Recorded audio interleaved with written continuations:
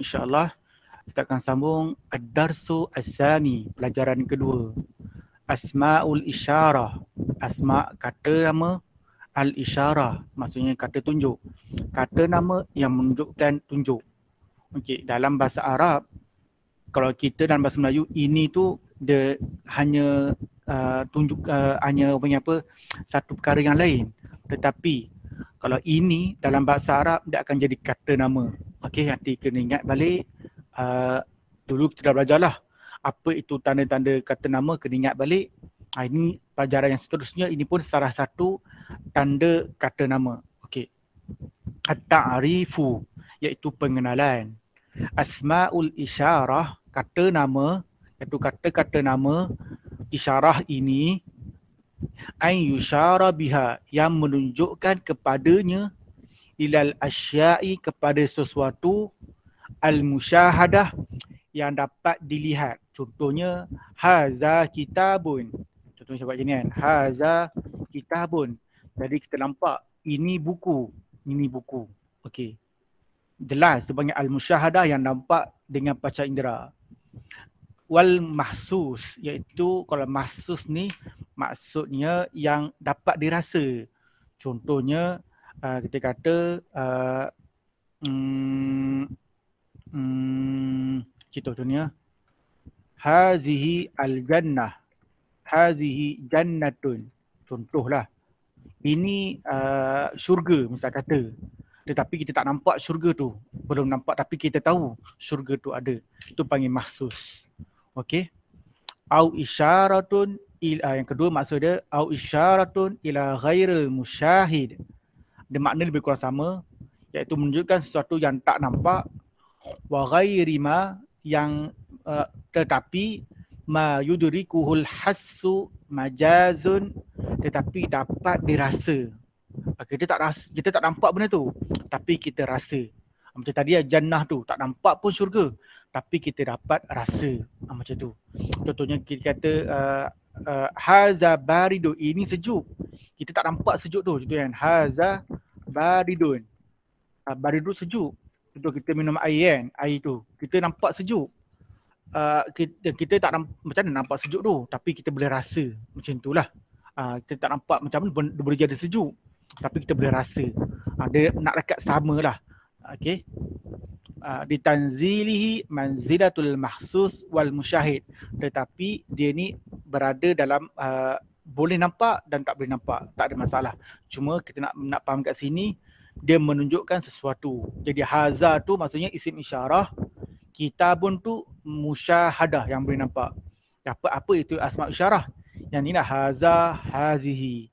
Kita akan tengok dia punya pecahan dia. Okey.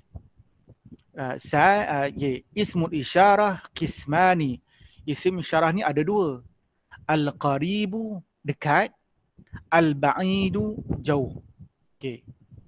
Kita tengok baik-baik. Dia macam mana nak faham, ada yang jauh, ada yang dekat. Jadi para pengkaji bahasa ni dia dah membuat kategori, telah mengklasifikasikan apa dia ismul isyarah il ghaib, apa dia kata nama yang kata nama isyarah yang dekat, dan apa dia ismul isyarah lil ba'id. Jadi kalau pelajar nak sebut, tak payah sebut kata nama ini, sebut je isim isyarah, isim isyarah. Begitulah. Jadi itu yang pertama, ismul isyarah lil qarib. Kita dah belajar tentang bilangan. Dalam bahasa Arab, dua perkara yang penting, iaitu al-adad, bilangan. Yang kedua, mesti ada gender. Itunya keistimewaan bahasa Arab berbanding dengan bahasa lain. Kalau contohlah kita kata dalam bahasa Melayu, ini contohnya bahasa Melayu, ini buku. Kalau nak kata dua buku, kita takkan sebut ini buku, tak. Tetapi dalam bahasa Arab, ada kalimat dia, ada perkataan dia yang menentukan ini muzakkar, yang menentukan ini muannas. Okey. Jadi kita akan tengok al-adad, al-mufrad, kita akan guna muzakkar dia haza. Haza, ini. Okey, haza mufrad, singular. Jadi al-misal contoh, haza mukhlisun. ini seorang lelaki yang ikhlas. Begitu. Seorang. Jadi haza mukhlisun. Kalau dua, al-musanna hazani. Ni kena hafal. Haza hazani. Jadi al-misal dia hazani mukhlisani. Dia kena ikut. Kalau ini mufrad, ini mesti mufrad.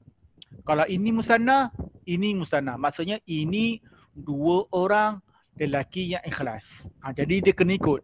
Tak boleh kita buat contohnya. Contoh saya tak kat bawah tu. Contoh. Hazani mukhlisun. Khata'. Salah. Tak boleh. Dia kena musanna mesti musanna. Mufrad mesti musanna. Mufrad mesti mufrad. Jadi kena tengok betul-betul. Dia kena ikut. Tak boleh dia pisah-pisah. Kalau jamak, kita pergi pada jamak pula. Al-jam'u, ni kena ingat betul. Dia sebut di sini al-jam'u li ghairil al-jam'u lil aqil. Jamak yang berakal. Kita nak terang betul ni kena ingat ni. Jamak yang berakal. Berakal tu maksudnya apa? Dikhususkan untuk manusia sahaja. Kalau benda dia panggil li ghairil aqil. Dia kalau bahasa Inggeris dia sebut living thing, non-living thing. Tetapi bahasa Arab lebih luas daripada itu. Lebih luas. Jadi bahasa mudahnya, kalau lil aqil untuk yang berakal ni untuk orang sahaja. Kalau yang ke bawah tu li ghairil aqil, selain daripada orang. Ni kena ingatlah. Jam'u ni ada dua kategori. Untuk yang berakal maksudnya orang. Jam'u li ghairil aqil, selain daripada orang. Jadi apa dia punya isim syarah dia? Haula'i. Jadi kita akan sebut mereka. Jadi kalau jamak kita akan tambah waw nun, jadi dia kena menyusun haula'i mukhlisuna. Begitu. Jangan baca haula'i mukhlisani. Tak boleh haula'i mukhlisun. Tak boleh. Ada mufrad, musanna, jamak dengan jamak. Itu untuk muzakkar. Kena clear betul-betul muzakkar ni bagaimana. Kita tengok pula kalau muannas untuk ismul isyarah lil qarib, isim syarah yang dekat. Jadi dia adalah kalau muannas hazihi. Hazihi ini juga. Tetapi dia mesti untuk perempuan ataupun kita sebut muannas. Al-misal hazihi mukhlisatun. Ini seorang perempuan yang ikhlas. Tak boleh baca hazihi mukhlisun. Tak boleh. Tak boleh baca haza mukhlisatun. Tak boleh. Muannas mesti muannas. Kalau musanna, kalau dua orang, hatani. Kalau muzakkar hazani. Kalau muannas hatani. Kalau al-misal hatani mukhlisatani. Ini dua orang perempuan yang ikhlas. Begitu. Kalau jamak, tengok betul al-jam'u lil aqil. Kita akan guna sama juga, dia tak berubah, dia perkataan yang sama, isim isyarah yang sama, tak ada perubahan. Jadi tak guna haula'i, haula'i mukhlisatun.